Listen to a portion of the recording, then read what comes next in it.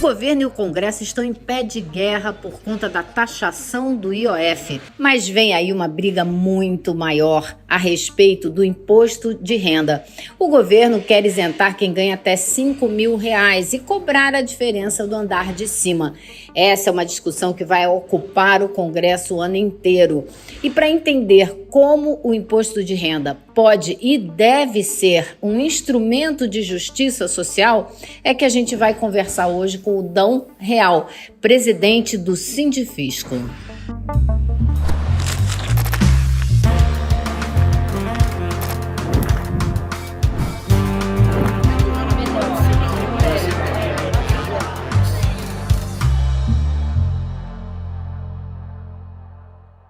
Eu sou Heloísa Vilela, apresentando excepcionalmente hoje o Em Detalhes. Gabriela Varela tirou um diazinho de folga e volta logo logo. Mas hoje a gente vai tratar aqui de um assunto que afeta todo mundo, o imposto de renda. Será que é possível fazer desse instrumento um meio de promover justiça social no Brasil? Deveria ser, né? Então vamos discutir esse assunto. E para falar desse assunto, a gente está aqui hoje com Dão Real, que é presidente do Sindifisco, Sindicato Nacional dos Auditores Fiscais da Receita Federal. Adão, eu queria, antes de mais nada, começar com uma frase que você costuma citar, que é do Bryan Stevenson, que diz que o oposto da pobreza não é a riqueza, é a justiça social. O que você quer dizer com isso? Por que isso é importante no Brasil hoje? É interessante, essa frase foi, primeiro, né, bom dia, né, muito bom estar aqui contigo, Heloísa. Essa frase foi proferida por um advogado negro norte-americano chamado Bryan Stevenson. Ele foi formado em Harvard e dedicou a vida dele, mais de 20 anos da vida profissional dele, a retirar, né, pessoas pobres, a maioria pretas, do corredor da morte. Pessoas julgadas, condenadas, e ele conseguiu demonstrar que o julgamento dos pobres e dos pretos sempre tinham falhas. E aí, ele, no decorrer da vida dele, enfim, ele proferiu essa frase, né, para demonstrar que o oposto da pobreza é a justiça, né? É interessante porque a pobreza, ela é uma consequência de uma má distribuição de renda, né? De uma exagerada concentração de riqueza. A pobreza em si, ela é um efeito de um fenômeno chamado concentração, né? Então, à medida que se concentram as rendas e as riquezas, vão surgindo, né, os bolsões de pobreza. E muitas vezes a gente não se dá conta e acha que a pobreza se combate simplesmente sem promover distribuição. Uhum. E, de fato, a única forma que a gente tem de enfrentar definitivamente a pobreza, a marginalização, é combatendo a desigualdade, né? É promovendo a distribuição de renda, é promovendo a distribuição das riquezas. E a gente tem, e no meu campo de trabalho, né, o campo do nosso sindicato, do Sindifisco Nacional e dos auditores fiscais, a gente trabalha com um dos instrumentos mais importantes para promover a distribuição, que é a tributação. Uhum. Né? Ou seja, a gente precisa de alguma forma pensar a tributação como sendo um instrumento de justiça. Uhum. Ou seja, um instrumento que promove uma melhor distribuição da renda e da riqueza produzida socialmente por todos, né? E que nada mais é do que enfrentar, de alguma forma, essa alarmante, talvez escandalosa concentração de riqueza que a gente tem no país, né? E a gente está passando por um momento muito importante no que diz respeito a esse assunto, porque o Congresso Nacional está discutindo, ou está começando a discutir a proposta do governo que quer isentar quem ganha até 5 mil de pagar imposto de renda, dar um desconto para quem ganha até 7 mil e cobrar a diferença que o país vai deixar de arrecadar lá do andar de cima. Tá impossível, Dão. Eu estou no Congresso o dia inteiro e estou vendo que tá impossível. A grita é impressionante. E a gente já teve um imposto de renda um pouquinho mais decente ali pelos idos de logo depois da Constituinte, né? Só Exato. Que isso foi modificado também. Então dá pra gente um pouquinho dessa história. O que vocês estão trazendo de proposta? Porque o Sindifisco quer apresentar também propostas para fazer desse imposto de renda algo, digamos, um pouquinho mais decente do que é hoje, né? Claro, Luísa. Veja, o presidente Lula, né, na campanha e nos primeiros dias de governo, ele dizia assim com muita clareza, né, que o principal objetivo era colocar o pobre no orçamento e o rico no imposto de renda, né? E ali estava colocado um desafio, colocar o rico no imposto de renda. Esse era o grande desafio. Quando a gente, em 1988, quando finalmente a gente conseguiu ter uma Constituição de um estado de bem-estar, onde colocamos, né, as bases, os fundamentos para construir um estado de bem-estar social, de um estado social, de um estado garantidor de direitos, né? Os objetivos muito bem definidos no artigo 3º da Constituição, construir uma sociedade solidária, livre, justa, erradicar a pobreza é um objetivo constitucional, diminuir a desigualdade também é um objetivo constitucional. Depois, no artigo 6º, um conjunto todo de direitos sociais. Isso foi algo absolutamente inédito na história do país, né? Ou seja, só foi possível naquele momento. Interessante que aquele momento, em 1988, foi também exatamente o momento em que desembarcava no Brasil toda uma doutrina anti-Estado, que é a doutrina neoliberal. Ou seja, toda uma onda, toda uma construção teórica de negação do estado de bem-estar. Estava se enfrentando o estado de bem-estar social em toda a Europa, para diminuir as políticas públicas, para reduzir os investimentos públicos.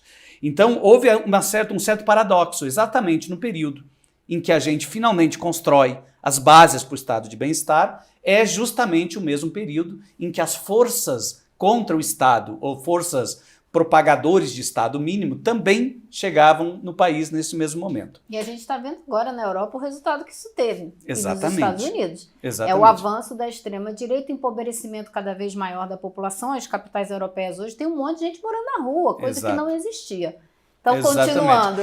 Pois veja bem, então, se de um lado, a gente, pelo lado social, né, criamos toda a estrutura para termos saúde universal, SUS, né, para termos uma previdência universal, ou seja, a primeira vez que se falava do trabalhador, do beneficiário de previdência, que não é trabalhador formal, o agricultor entrou para a previdência, educação pública, a partir dali começa a se construir para se universalizar, né? Hoje a gente já tem uma educação pública praticamente universalizada, mais de 82% das crianças em idade escolar estudam em escola pública, né? Saúde praticamente universalizada, 75% das pessoas só tem o SUS, e o SUS é uma rede imensa, complexa, mas isso se deve a partir da Constituição. Mas ao mesmo tempo, a tributação, ela passou a ser atacada. Porque a tributação ela é um instrumento para construir o estado de bem-estar social. E a tributação progressiva é um instrumento para construir o estado que promove a redução de desigualdade. Então, veja, o principal imposto para promover a redução das desigualdades no campo tributário é o imposto de renda. Em 1988, como tu mesmo falaste, a nossa tributação da renda da pessoa física, ela tinha 7 alíquotas. A alíquota mais elevada era 45%. Estava mais ou menos alinhada com a tributação da renda dos países da OCDE, dos países europeus, era em torno de 45%. Em 1989, um ano depois da Constituição, se modificou a legislação do imposto de renda, reduzindo para apenas 2 alíquotas, e a alíquota máxima baixou de 45% para 25%. Olha o que é a sinalização, né? A alíquota máxima é sempre a alíquota que incide sobre as maiores rendas. As alíquotas baixas sobre as rendas mais baixas. As alíquotas maiores sobre as maiores rendas. Então, as maiores rendas, um ano depois da Constituição, foram desoneradas de uma alíquota de 45% para 25%. É uma discrepância enorme entre o texto constitucional, que exigia determinadas medidas de promoção da justiça social, de educação universal, saúde, e tirar dinheiro do Estado, que é o que ele precisa para fazer com que essas políticas existam. Exatamente. Então, ali começou a se construir uma reforma tributária. Mas não uma reforma tributária como essa que estamos vendo hoje, em que todo mundo está enxergando e olhando e escrevendo e assistindo o tempo todo. Não, lá era uma reforma tributária silenciosa. Era aquela reforma tributária que visava desonerar os ricos. Então começa em 89, depois na metade da década de 90, em 1995, vem uma nova lei, uma lei 9.249, dia final do ano, 31 de dezembro, né? Porque normalmente naquela época as leis eram publicadas no final do ano para valer no início do ano que vem, do ano seguinte. E esta lei desonerava de vez todas as rendas de lucros e dividendos. Rendimentos decorrentes de lucros e dividendos passaram a ser isentos. Ou seja, além de ter reduzido a alíquota de 45 para 25, a partir de 96, portanto, as maiores rendas passaram a ser isentas, que são as rendas decorrentes de lucros e dividendos. Com isto, houve ali a gente chama de desidratação do imposto de renda, né? O imposto de renda ele ficou esvaziado, porque as grandes rendas saíram da tabela, deixaram de pagar imposto. Para compensar esta perda de arrecadação, qual foi a medida efetiva aplicada a partir dali? Primeiro, elevar a tributação sobre o consumo. Né? Elevar as alíquotas sobre o consumo começaram a crescer. Porque a gente sabe que quem mais sofre com isso são os mais pobres. Os mais pobres e a classe média. Exatamente. Então, a tributação sobre o consumo, à medida que ela vai crescendo, ela vai se deslocando para baixo, ou seja, são os mais pobres que pagam mais. É uma coisa muito simples de compreender, não? Os mais pobres gastam todo o seu dinheiro no consumo. Né? Então, eles são os mais afetados por uma tributação elevada sobre o consumo. Então, uma das formas de compensar a retirada dos ricos da tabela do imposto de renda foi elevar a tributação sobre o consumo. A outra forma foi o congelamento da tabela do imposto de renda. A partir de 1996, a tabela do imposto de renda deixou de ser corrigida. Quando ela deixa de ser corrigida, quer dizer o seguinte, que uma pessoa que ganha uma renda hoje, ela ganha essa renda, se essa renda dela tiver um leve crescimento da inflação, por exemplo, no ano que vem, o ano que vem ela vai pagar mais imposto. Porque a tabela não corrige. Exatamente. Daqui um ano eu estou ganhando 1.200 só por causa da correção da inflação. Isso, então, só que a 1.000 tabela... eu não pagava, mas a partir de 1.200 eu já pago. Vai pagar. Então eu ganho essa diferença da inflação, mas eu perco tudo no imposto de renda ou mais até, né? Exatamente, porque vai mudando de faixa, né? Isso acontece... Então quando você fala correção da tabela, é porque você não corrige a faixa salarial de acordo com a inflação do período. Exatamente, exatamente. Quando eu não corrijo a faixa de renda em função da inflação, eu não corrijo, quer dizer que as rendas... Vai botando mais gente mais pobre dentro do imposto de renda para pagar imposto de renda. E aí o fenômeno ele é visível, né? Em 1995, quem ganhava 8 salários mínimos da época era isento de imposto de renda. Era isento, não pagava imposto de renda, só pagava imposto de renda quem ganhasse mais do que 8 salários mínimos em 1995. Hoje, quem ganha 2 salários mínimos é isento. A partir de 2 já paga. A partir de 2 salários porque mínimos já está pagando. Porque é pelo volume de dinheiro, não é pelo salário mínimo? Não é pelo salário mínimo. Não se fosse por salário mínimo, aí estaria sendo corrigido. Aí estaria sendo corrigido. Exatamente. Como é uma faixa de valor nominal, o salário mínimo vai tendo as correções, né, ao longo do tempo. Então, a cada ano se insere mais contribuintes do imposto de rendas mais baixas. De renda mais baixa. Vocês fizeram um cálculo de quanto seria o salário, né, de quem era isento lá atrás? Quanto que deveria ser agora? O limite de isenção hoje, assim, em renda bruta, seria R$6.000. 6.100 em renda bruta. E a gente está querendo incluir 5.000, até 5.000. Isso. Isentar até 5.000. Ou Exato. seja, a gente não vai nem corrigir o que já foi no passado se essa proposta do governo for aprovada.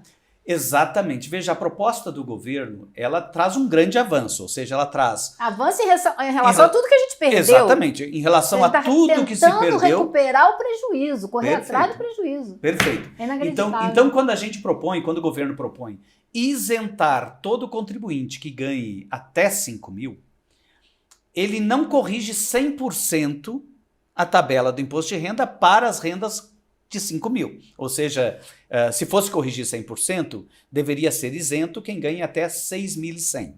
Se fosse considerar correção de 1996 até agora. Portanto, ainda vai existir uma defasagem histórica de aproximadamente 30%. Tá certo? Tá certo. Mas ele corrige neste momento tá apenas... Certo não, tá errado, né? Mas tudo bem. Já é um grande avanço, né? Imagina, já é um grande avanço. Recuperação de perdas. Recuperação de perdas, exatamente. Eu acho que estamos recuperando perdas históricas para quem ganha menos. Esse é um fato, recuperando parcialmente perdas históricas de quem tem renda menor. Agora, vocês estão propondo um outro projeto um pouco diferente desse do governo, que a gente pode simplificar, dizendo que é isentar até 5 mil e tirar essa diferença do andar de cima. É a maneira simplificada que o governo está apresentando essa proposta. O que já está impossível no Congresso, a grita é gigantesca, mas vocês estão apresentando uma outra alternativa. Dá para ser linhas gerais dela para a gente? Claro. E veja que é uma gritaria por quase nada, né? É uma gritaria de gente muito rica, que não vai perder quase nada, que não vai fazer nenhuma diferença na vida deles. A única diferença que pode fazer na vida deles é eles andarem na rua e não tropeçarem gente dormindo na rua. Que eu acho que seria positivo para quem é muito rico se sentir um pouco mais seguro que as pessoas estão comendo, tem onde dormir e a vida deles vai ficar mais tranquila. Mas eles não pensam assim, me parece. Exato. Veja que é assim, só para tentar explicar um pouquinho como é que funciona essa a proposta do governo, né? A proposta do governo era parte de uma premissa de que eu só vou cobrar do andar de cima, dos mais ricos, o suficiente para compensar a perda de arrecadação no andar de baixo. E não o contrário. A proposta não é uma proposta de tributar os ricos para desonerar os pobres. Tá certo? É tributar os ricos num volume suficiente para compensar, né, uma redução de tributos para os mais pobres. E a tributação proposta para os ricos é uma conta de chegada. A alíquota mínima de 10% é uma conta de chegada. Por que a alíquota mínima não é de 15%, não é de 20%? Porque o governo só pode arrecadar a diferença do que ele vai deixar de arrecadar isentando os pobres. Exatamente. Então não é um projeto para tributar os mais ricos. É um projeto para desonerar os mais pobres. Claro, evidentemente, tem que ser saudado, né? Um projeto para desonerar os mais pobres, neste momento, é extremamente importante. Mas poderia ser mais ousado no quesito tributar os mais ricos, né? Que são super desonerados, né? Amplamente desonerados. Ou seja, o governo ele tem a resistência contra essa tributação mínima de 10%, ela não seria diferente se fosse uma tributação mínima de 20%. Né? A resistência é a mesma. A grita ia ser a mesma. A resistência é a mesma. Se fosse 5%, teria a mesma resistência. Então, já que vai ter a resistência, parte logo para 20%. Exato. Nós fizemos 2 estudos. O primeiro estudo, a gente mostrou o seguinte. Existe uma alíquota máxima efetiva. Alíquota efetiva, para a gente entender o que é alíquota efetiva. A gente pega todo o imposto pago por uma pessoa e divide por toda a renda dessa pessoa. Isto é alíquota efetiva. A alíquota efetiva não é aquela alíquota que está na tabela do imposto de renda, 7,5%, 15%, 22,5% e 27,5%. Não é aquilo é alíquota nominal. A alíquota efetiva você pega quanto de fato a pessoa pagou de imposto de renda e compara isso com a renda toda dela. Com a renda total. Então, se ela pagou 10%, quando você compara com a renda toda, você vai ver que ela pagou 0,2% do que ela realmente tem. Exatamente. Né? Então, quando a pessoa tem muita renda isenta, a alíquota efetiva fica muito baixa. Que é o caso dos mais ricos. Então, a alíquota efetiva do imposto de renda, ela vai crescendo até uma renda de 20 salários mínimos. Crescendo, vai crescendo. Chega em 12%. A alíquota efetiva máxima é 12% no Brasil. Ou seja, nós tributamos realmente a renda numa alíquota muito baixa comparado com o resto do mundo. Tributamos muito pouco a renda. Chega em 12% para quem ganha entre 15 e 20 salários mínimos. E a partir dali a alíquota efetiva começa a cair. Quem ganha mais de 300 mil reais, quem ganha mais de 300 salários mínimos, mais de 400 mil reais, está com uma alíquota efetiva em torno de 5%. Quem ganha mais de 1 milhão, a alíquota efetiva cai para 2%, 1%, de 1% a 2%. Alíquota efetiva, porque a maior parte da renda desse povo é renda isenta. Por isso que lucro, dividendo. Exatamente. Principalmente lucro e dividendo. Este ano, por exemplo, tem mais de 1 trilhão distribuído de lucros e dividendos isentos. Então, é muito dinheiro que é distribuído sem pagar nenhum centavo de imposto. Deixa eu te fazer só uma pergunta. Para falar desse 1 trilhão, eu acho que isso é um dado interessante, porque a gente fala de números, né? E é uma coisa tão pouco palpável, mas você estava falando outro dia que 1 trilhão, se você taxasse esse 1 trilhão, você poderia ter aí na mão do governo mais de 200 bilhões e que você precisa, para acabar com a fome no país, 25 bilhões por ano. Isso é um dado da OIT, né? Então você poderia arrecadar 200 bilhões e acabava com a fome com 25 bilhões por ano. Tem alguma coisa muito errada no Brasil. Vejo que a gente contesta muito, né, que a desigualdade e a fome, elas não são impossíveis de serem combatidas, né? A desigualdade não é possível de ser reduzida, a fome não é impossível de ser erradicada, a pobreza não é impossível ser erradicada, né? Essa é uma decisão de natureza política. Nossa proposta, claro que não é a proposta ideal. Eu estava falando, né? O ideal é desfazer a reforma tributária silenciosa que ocorreu na década de 90. A gente sabe que a correlação de forças do governo, da sociedade, correlação de forças políticas, não permite esse tipo de ousadia neste momento, né? Mas, dentro da proposta que o governo apresentou, há algumas medidas que poderiam ser implementadas para melhorar a proposta. Melhorar. Primeiro, a desoneração de quem ganha até 5 mil precisa ser preservada. Essa é a primeira questão. Desoneração de quem ganha até 7 mil, desoneração parcial, também precisa ser preservada. E a tributação das altas rendas também precisa ser garantida. Mas tem toda uma faixa intermediária entre quem ganha 7 mil reais e quem ganha 30, 40 mil reais, que poderia ser contemplada também na medida com uma correção da tabela de imposto de renda. Uma correção parcial. Se pudesse conciliar a proposta do governo, incluir na proposta do governo uma emenda que corrija 15,78%, da onde saiu esse percentual? 3 anos de inflação. Então você está falando daquela correção que nunca foi feita e tal, fazer um pouquinho um pouquinho agora. Pegar a inflação dos últimos 3 anos, aplicar sobre as faixas de renda. Perfeito. E aí sim você ter as novas faixas de renda para poder fazer a cobrança do imposto de renda. Exatamente. Ou seja, a gente está corrigindo menos de 20%, né? Isso na prática significa o quê? A pessoa que ganha 10 mil e tem um determinado índice de imposto de renda, ela vai pagar esse índice só quando ela estiver ganhando quanto? Veja, todos pagariam menos imposto. Começa assim, se eu corrijo 1 ano de inflação, todos o ano que vem pagam menos imposto. Se eu corrijo 2 anos, pagam um pouco... Menos ainda. E 3 anos, menos ainda, né? Ou seja, todos pagariam um pouco menos de imposto a partir do ano que vem. Se a gente conseguisse implementar esse projeto do governo com essa correção de 15,78%. 15 são 3 anos de inflação. Seria 2023, 2024 e a previsão de inflação de 2025. Evidentemente que isso não corrige toda a perda histórica, mas corrige parcialmente as perdas. Se daqui a 3 anos ou se o ano que vem a gente consegue corrigir mais 3 anos, quer dizer, a gente vai aproximando a tabela, né?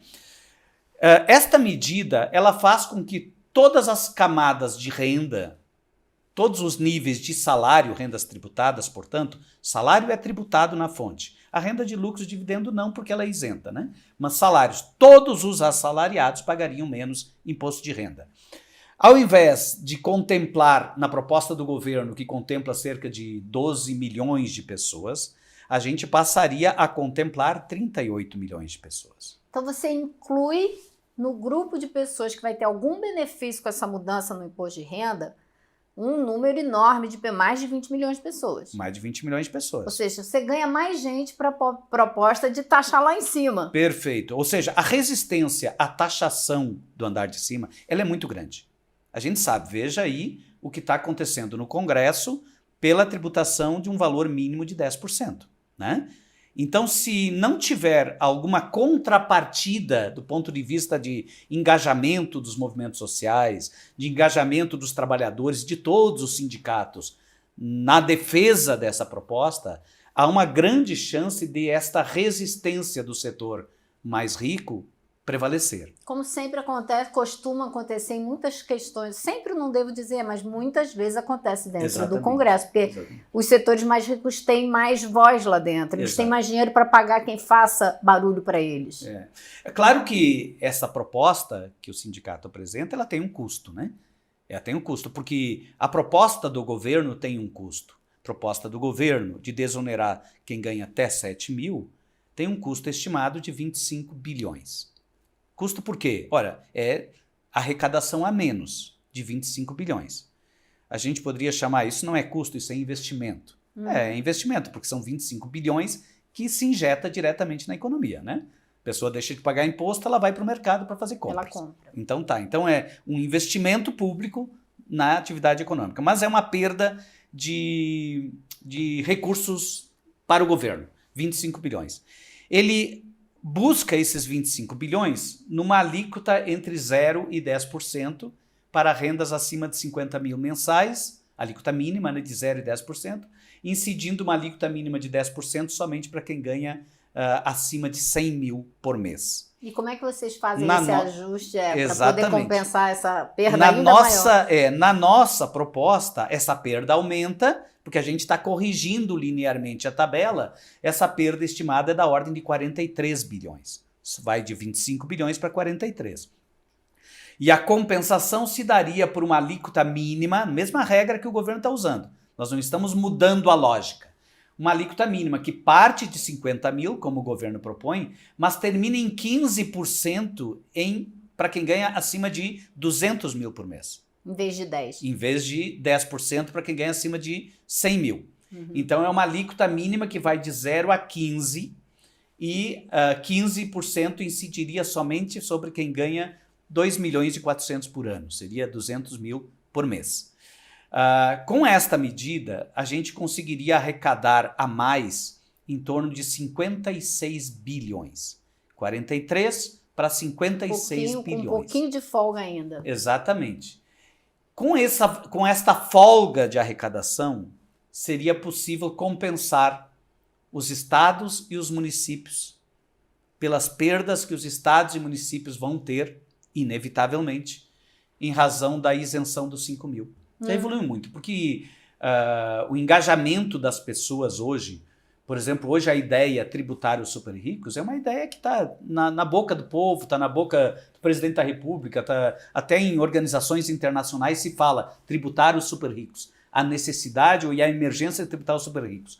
Há 10 anos atrás não se falava disso, não se podia falar disso. Não, a imagem, por exemplo, que o Haddad apresentou no Congresso outro dia de que não é possível que o zelador pague o condomínio do prédio e o dono da cobertura não pague. Eu acho que esse tipo de coisa vai deixando claro para a população do que a gente está falando, porque Exato. Eu acho que essa discussão tributária, muitas vezes, ela fica envolta numa linguagem técnica, econômica, muito número, muita cifra, que as pessoas não conseguem entender. Exatamente. Mas quando a gente explica o pão, queijo, que na verdade você só tem saúde e educação universal se os super ricos contribuírem com a parte que eles têm que contribuir, porque afinal de contas eles moram nesse país também. Exatamente. Né? Então eles têm que dar a contribuição deles. A gente costuma dizer que se acabasse com o Estado, né, a ideia, por exemplo, do Estado mínimo, vamos acabar com o Estado, né, cada um fica com o seu dinheiro e vai para o mercado comprar as coisas que precisa, que a gente costuma dizer o seguinte, ó, o pobre sobrevive.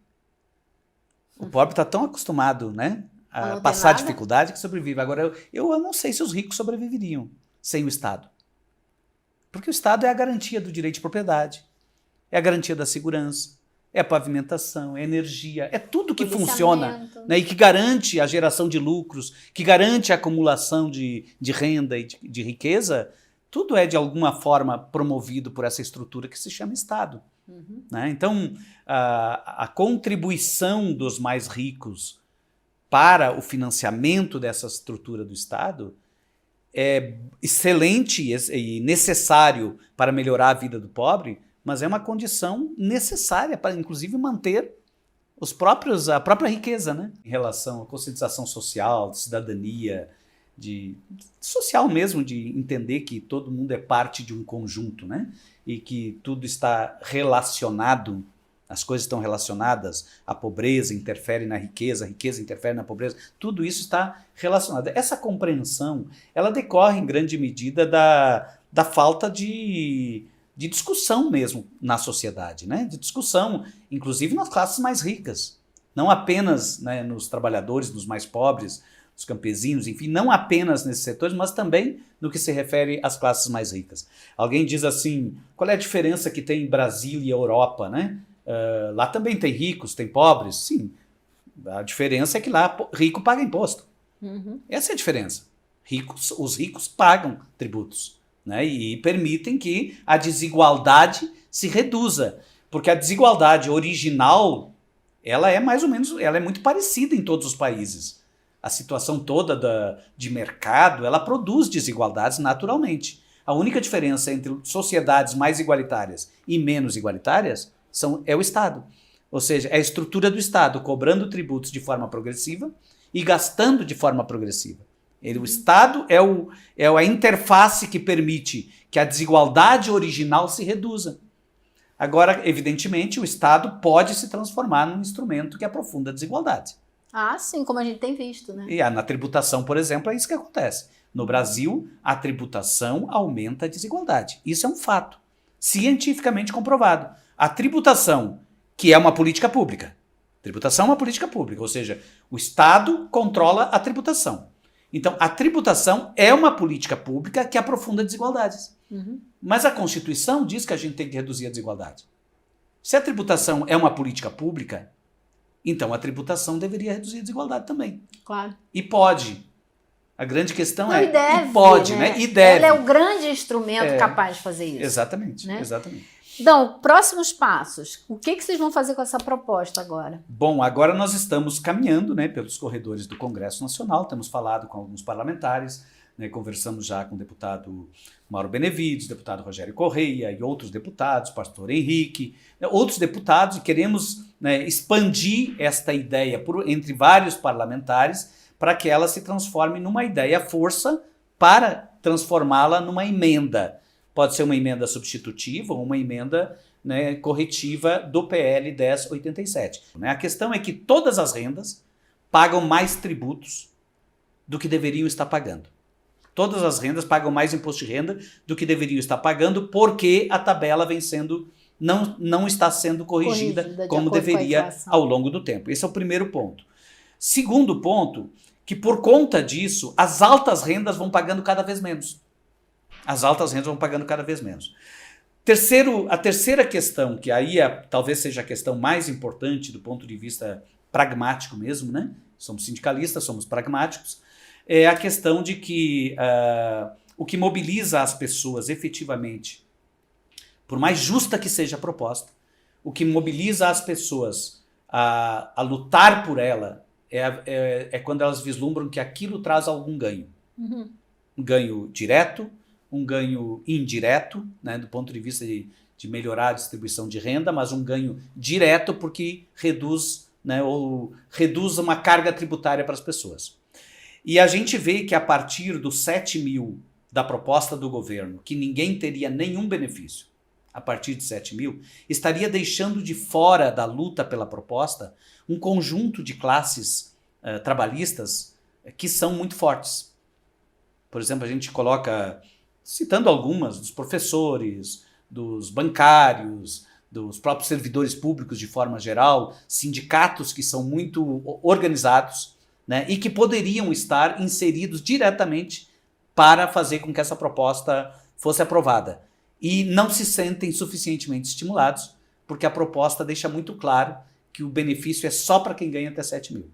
Né? Então, diante desse fato, esta proposta talvez ela ajudasse a própria implementação do projeto original, que não é suficiente para corrigir todas as injustiças, mas é um passo importantíssimo se a gente conseguir, né, vencer esta resistência dos setores mais poderosos, né, da sociedade, né, que não aceitam pagar o mínimo. Né? Ou seja, para vencer essa resistência é preciso ter um conjunto muito maior de agentes e atores políticos nessa luta.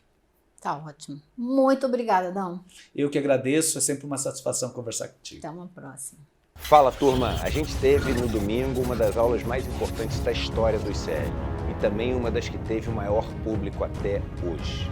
Uma aula onde o professor João César Castro Rocha revelou em detalhes o plano em curso da extrema-direita no Brasil.